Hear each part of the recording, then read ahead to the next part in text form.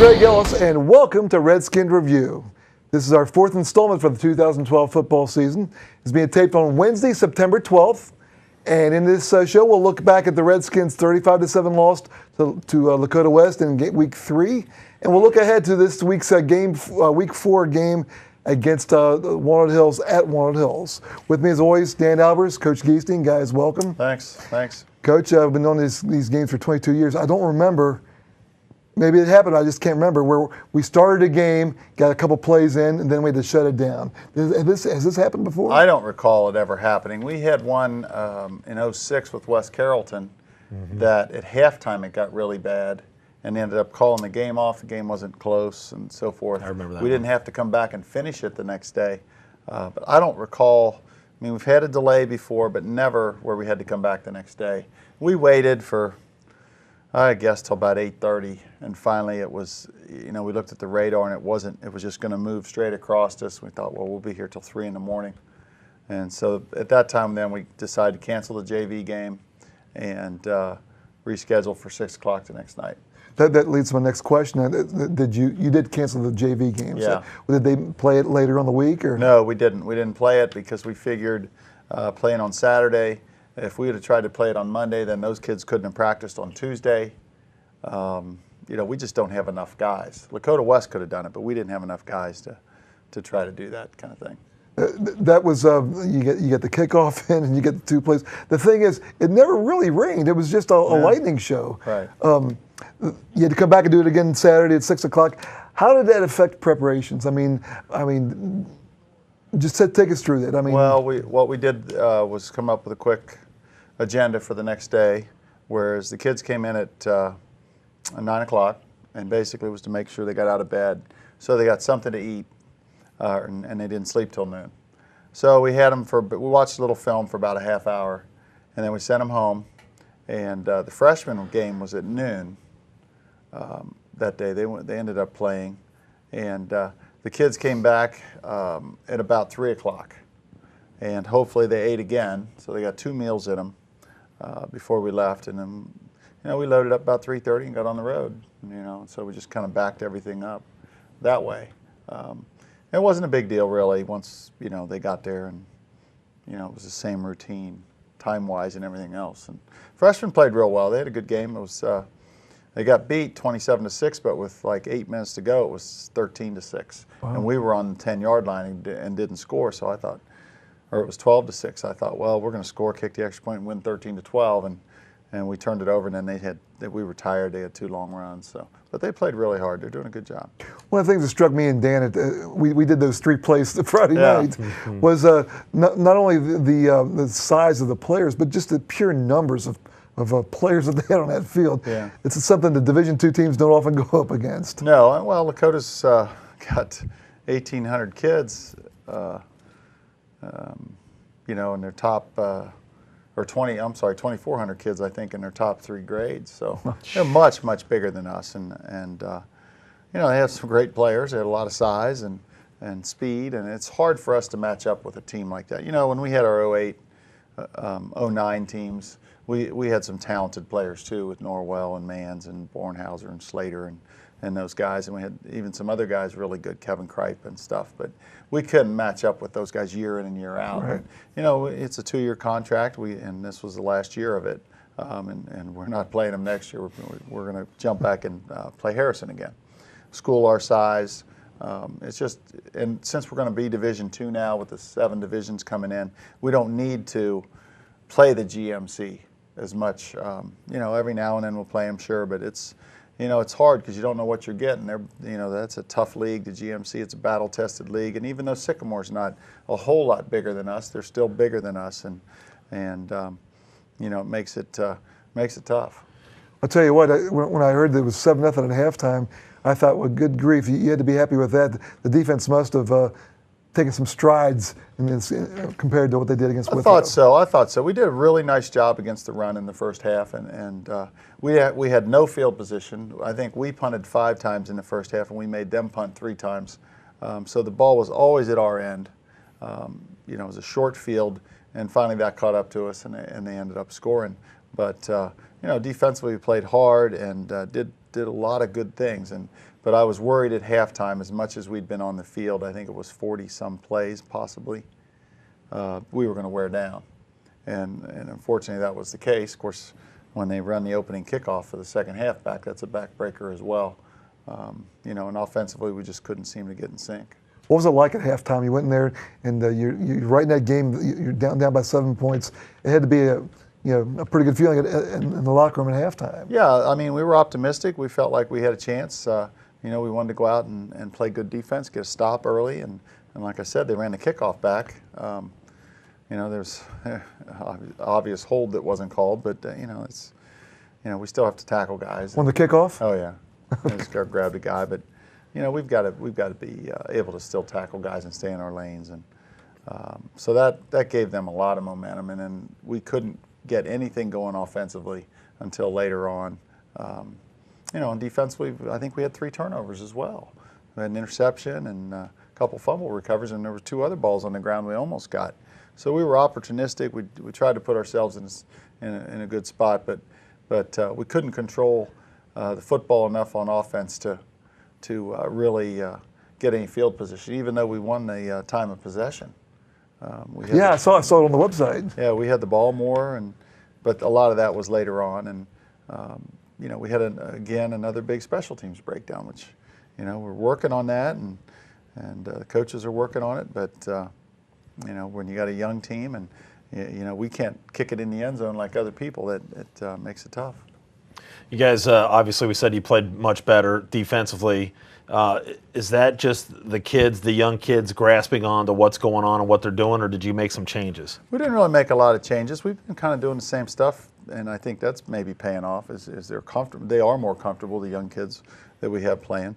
But we still, you know, when you put a sophomore out there against Lakota West, and they've got a 290-pound kid or a 230-pound kid or whatever it is, that's a tough spot for them to be in.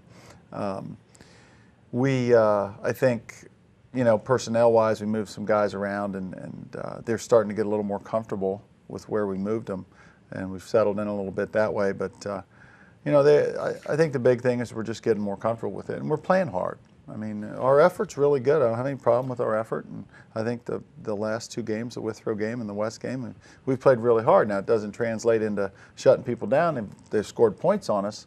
But if you look back at the Withrow game, we'd given up 14 at the half, and we stopped them twice in the third quarter.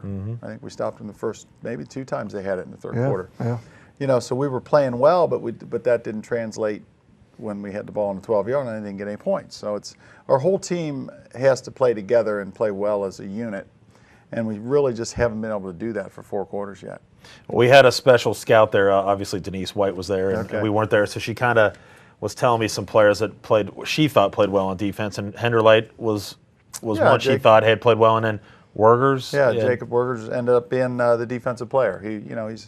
He's a senior. He really cares. He's not the biggest kid playing defensive end, but he's very coachable. He really tries, and he's getting a lot out of his senior year. And you know, but yeah, they're playing well. I mean, Thomas Campbell had an interception, and you know, we had Kyle Losif playing really well at times and during that game, and you know, all of them, they're coming along. Yeah, and you know, obviously, one of the things that I don't know if maybe the fans or anybody else takes a little bit lightly is, oh, special teams, whatever. But special teams always seems to play a major factor in the game, and it obviously did Saturday night when they ran that kickoff back. Well, and it's not like we don't work on it. We spend I know time that. I all didn't the mean time. that. I know, but it's, you know, when you have a kicker that can put the ball in the end zone every time on the kickoff, that's a tremendous weapon. Absolutely. You don't have to worry about your kickoff team tackling as well.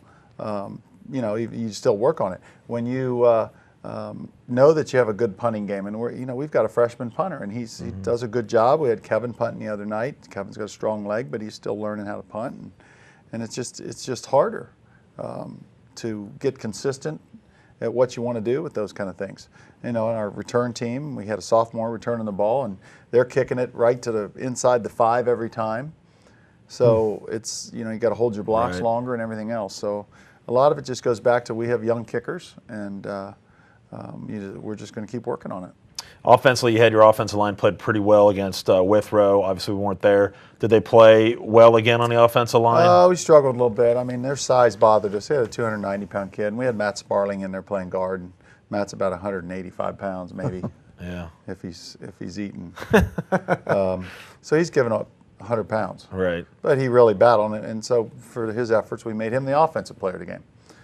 Really, really tried. He's a quick kid, he's a strong kid, and he did a great job considering we threw him in there with just a week's preparation. But their size did bother us at times. We didn't get quite the movement we wanted. They had some really good linebacker play as well. And again, we're not throwing the ball well, so now the box is getting stacked. We're seeing more man-to-man coverage across the board. And so we're going to have to be able to throw the football a little bit to try to get people off of us some. And, we haven't been able to do that yet either. Well, that was the next thing I was going to get to. Kevin kind of struggled a little bit. He's 4 for 20.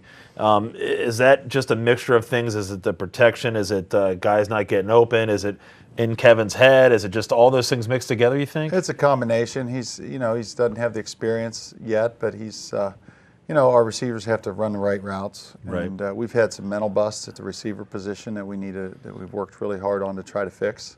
Because when guys aren't where they're supposed to be, then that's hard on Kevin. And he had some pressure, like I said, when they're playing man-to-man all over the place. And, and then got some good athletes back there playing it. It's tough to get open. Our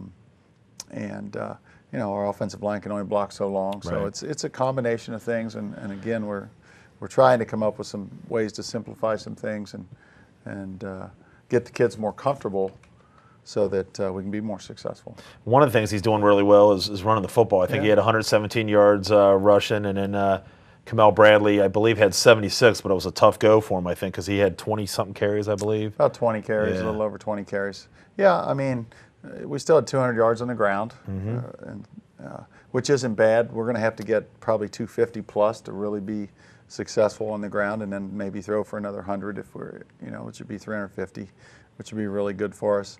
But Kevin, he's a big, strong kid, and he can do some damage with his legs. Do you think that, as we were talking, you were saying you're playing Lakota West and some of these bigger schools, do you see a bigger difference that the kids now playing, not saying kids, just the more your size, you know what I'm saying, I guess, you're playing schools now that, like Walnut Hills, the Milford, all those schools are more your size. Do you think that's going to be a confidence builder for the kids too as well? Yeah, I guess it will be. I mean, we're in our league now. Right. So, and our league's pretty much composed with schools the same size. Milford's bigger. Right. And they're growing. They're around Sycamore size, but they've been struggling a little bit the last few years. But yeah, Walnut's about our size. They're Division I, but they're not a whole lot bigger than us. And then we have Loveland again, very similar in size, Milford, then Loveland, then Turpin, and then Glen Estee. So, it's not a huge discrepancy like Lakota West is, where there are almost twice as many boys as we have. Right. And they don't have, 250-pound kids and 290-pound kids playing defensive tackle. Right. They're really, really strong, and probably football's the only sport they play, and they lift weights all year round, and they're really good. I mean, and they're undefeated. I mean, they're 3-0, and they've beaten LaSalle. Right. And I remember the other one. I don't think their second win was. I'm not going to think of it right now. Yeah, I don't know but either. Moved on already to Walnut Hills. So we've played, and Sycamore's undefeated. So I think the combined record of the three teams is 8-1. Yeah. And Withrow has the one loss to Turpin, and they had some kids that were suspended and not playing, and so they're a really good team. Actually, I think it's 7-2. Withrow got beat by Centerville. Yeah. The other night. That was a close game, wasn't it? Yeah, it was a pretty close game. Pretty close game. So, but still, that's tough. And we were hoping we'd get at least one of our first three, maybe two. We didn't necessarily think we were going to win all three of those games, but we were hoping we could get one, if possibly two of them. So now it's same situation we were in last year. We're 0-3, and our backs are kind of against the wall, but we just got to keep plugging and play loose and relaxed and focus on what we need to do. So the offensive, defensive, special teams players of the week were? Jacob Werger's on defense. Did a real nice job defensive end. And then Matt Sparling on offense, because we threw him in there. And then special teams was Josh Carell, who had a great game. He was working all the time trying to block that extra point, and he finally got one at the end of the game when it was 35-7. And he's still hustling at the end, and his effort was tremendous. And he also caught a fake punt. Oh, really? Travis Broman did a nice job Nice. throwing him a fake punt, and he got whacked on it too. Their returners were only about 25, 30 yards deep because, again, we don't punt it that far. Right. And they came up and hit him pretty good, but he hung on to it. And he also caused a fumble on a punt return. Oh, wow. So he had a great, Good game, sounds like it. great special teams game, and it was well deserving. Okay. And you said that the JV did not play, and the freshmen. They got beat 27-6, but the game was 12-6 with like 7-8 minutes to go. And we had been moving the ball up and down the field, and really I thought had moved the ball more consistently than Lakota West, but they had a couple big plays and then kind of wore us down, and their running back got loose for a couple long runs late in the game. How are they progressing? I mean, are you pleased with how they're progressing? Well, they're kind of same boat we're in, playing a tough schedule. Yeah. They got beat by Sycamore, 21-20, and Withrow beat them by a couple touchdowns, and then the West game was fairly close. I mean, our freshmen are a good group of kids. They're working hard. They got some talent. They don't have a lot of linemen, but they've got a lot of skilled kids and athletes, and they're just a kind of a competitive group of kids, which is what you want. JV wise, we're 1-1 now because we didn't play. Anderson football, we've won one game so far in a 3-level league. We got to start getting that figured out. But, they're coming. They're coming. They're coming, and we hope so. Was there any injuries from the game the other night? Not anything significant, no, just some bumps and bruises. So we're finally pretty healthy. Tim Combs is actually practicing this week now. He's been out since preseason, who we projected as one of our main defensive linemen. So he's back. It's good to have him back. He's playing a lot. Pretty much, and Brennan Shelton, a sophomore, is finally back, and he had ankle surgery, and he got cleared just the other day. Now, he's not going to be ready to play for another week yet or so. He's got to get acclimated and everything else. But, we're finally getting back to full strength a little bit, and we're still waiting on Shelby Wilson and his knee to come around. But, we've got more depth than we've had. Good. Let's go ahead and start talking about this week. The Redskins played their first league game of the season. It's first league game against Walnut Hills. Tell us a little bit about Walnut Hills. I know they're 2-1. 2-1. They got beat by Oak Hills in the showdown. The game was 6-0 at the half, and I think it ended up 28-6 or something like that. Oak Hills kind of wore them down a little bit. But their quarterback wasn't playing as much. The kid that's playing now, I don't know if he was hurt or I think he got hurt a little bit. Second game, they had a kind of a shootout with Western Hills. And we're actually down in that game, came storming back and won. And then they played on Thursday night last week against Hughes. Yep. And they handled Hughes pretty well. So they're playing really well right now. And, they're going to be a spread offense. Quarterback's going to run the ball. They got a good receiver. I think his number is 88. A couple big linemen and a couple kids our size. And, so they're not the 250 across the board type team. There'd be a 200-pound kid or 210 with a 270 and that kind of thing mixed in. They're about 50-50 run pass. Defensively, they've shown a couple looks. They'll be in a 3-4 look like us, and then they'll also get in an even front 4-3 look a little bit. Probably play a fair amount of man-to-man. Try to stack the box a little bit, and they've got the nose guard's really we think is a pretty good player. So Carson will have his hands full with him. We have to be able to control him to run the football. So they're definitely a worthy opponent, and they were in the Division I playoffs last year. They had a great year. It's their homecoming, so they've got a lot to play for. It's going to be a good game. As you said, their offense is a spread. I believe, I don't know if he's the quarterback or the running back, Williams. He had like 191 yards rushing last week. Yeah, I think so. That's a guy that probably has to be someone you have to be concerned about. Oh yeah, they got some quicks and can go a little bit. We're going to have to definitely stay in our, run fits have to be really good. We have to tackle well, and we hope that maybe playing the schedule we've played us, and with Sycamore's athletes in the backfield and Withrow's athletes and the kid from West, that maybe our guys will be acclimated to that a little bit and be used to that. Hopefully, and we can play good on defense. And that was the other thing I was going to ask you about, offense and defensively. Is there anything differently that you guys will do going into this game that you've done before? Not a lot, no. I mean, defensively, we're just trying to get better and better at all the things we're doing, and we add a little bit here and there when the kids get comfortable with some stuff and make an adjustment and things like that. Maybe we have a few more coverage things this week than we did against West, because we knew West was going to try to run the football, and we didn't have as much coverage in our package last week. We got a few more things this week probably. Offensively, again, like I said, try to simplify some things for the receivers so we don't have mental bust and running the wrong routes and things like that. It's not so much the drops that are hurting us, although we had a couple drops the other night. It's more the mental things that we need to fix.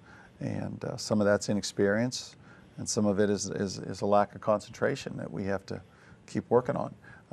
As far as the run game, I don't think that we'll make a lot of changes. I mean, we're still going to run the inside zone read, and we're going to run the outside zone, and those kind of things. That's what we make our money on. So, we just have to do a better job up front of getting some movement and handling things. All things considered, talking about special teams, trying to make any adjustments to that, but really, for a freshman kicker, he's done a pretty nice job for being a freshman kicker. That's it's a lot of pressure for a freshman to come up. Dylan goes in there, and he's a pretty good directional punter. He puts it where Coach Newt wants him to put it, and he's a very poised young man, and it's nice to see as a freshman. He doesn't get the big eyes, like I call it, where he gets all freaked out about things. He just does what he's supposed to do. He competes, does the best he can, which is all you can ask. And then A.J. Penley's kicking as a sophomore. Our extra points and things and kickoffs, and at times, both he and Dylan have been kicking off at different times. But they both they work on it. They stay after practice, and hopefully it pays off. And as they get better this year and in the next couple of years, we have a really solid kicking game. How does that work for those kids? Is he allowed to play freshman ball too? I mean, even though how does that work? You get 5 quarters a week. Kind of like basketball. Yeah, similar. 50 for the year. And but in order for it to count, an offensive scrimmage kick does not count. So a punt wouldn't count, and that's all he's done. That's all he does for us. So he has no varsity quarters yet, because all he's done is punt. And then he plays. Those kids are playing, actually playing all 3 levels, because they go practice with the freshmen 2 days a week, and then they go with the freshmen on their walkthroughs. Not so much practice on Fridays before our games.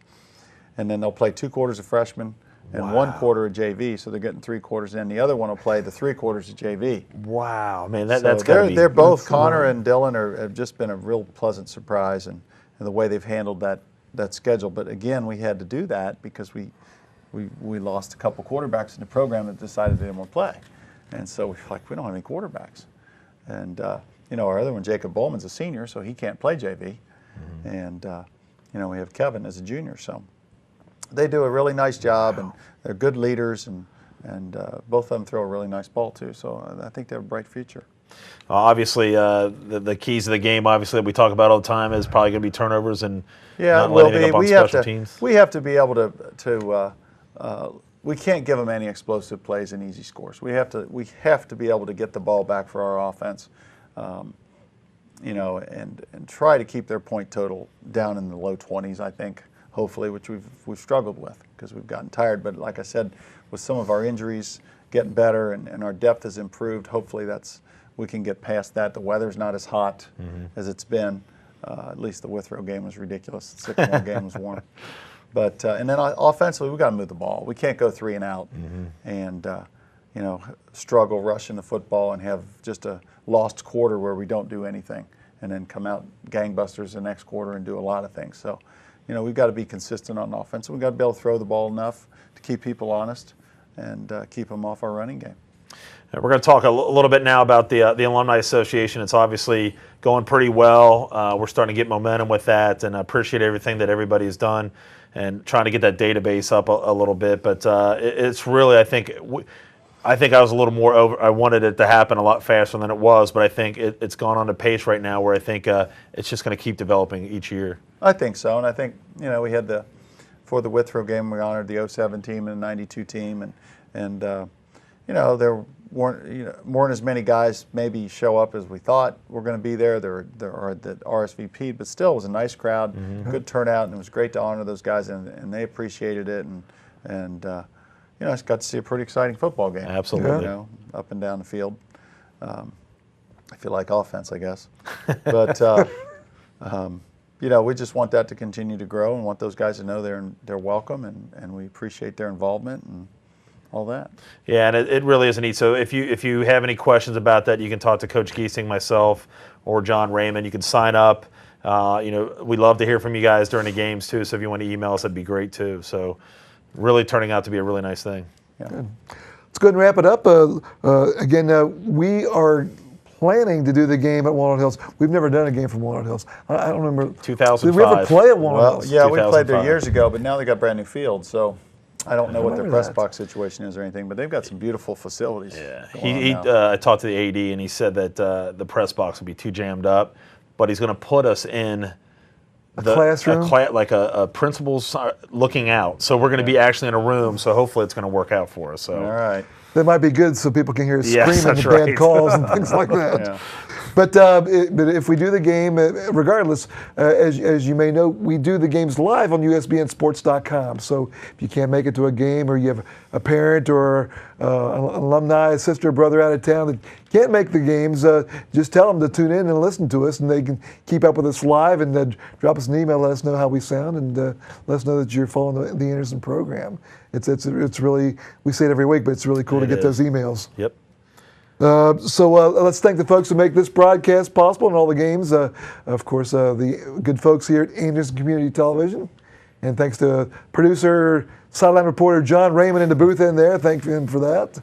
And for Denise White for all she does for us. And Denise made the trip back up on Saturday night. And again, she was our special scout this week. Yes, she was. Yeah. So thanks to her. And again, we've done these games. This is our 22nd year of doing these games. It's amazing. So and we look forward to it every year, and look forward to every week. So I'm looking forward to this week again. So, Coach, good luck this week. I hope you get your first league win. I hope so too. League win, first win, doesn't matter to me. It's get a win. That's right.